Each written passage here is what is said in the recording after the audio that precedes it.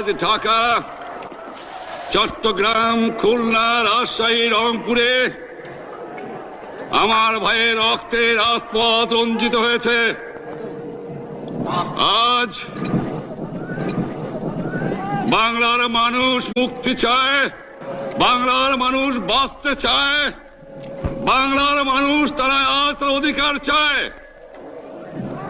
কিন্তু দুঃখের বিষয়, আজ দুঃখের সঙ্গে বলতে হয় 23 বছরের করুণ ইতিহাস, বাংলার অত্যাচারের, বাংলার মানুষের রক্তের ইতিহাস, 23 বছরের ইতিহাস, মুমূর্ষ নরনারীর আর্তনাদের ইতিহাস, বাংলার ইতিহাস, এদেশের মানুষের রক্ত দিয়ে রাজপথ রঞ্জিত করার ইতিহাস।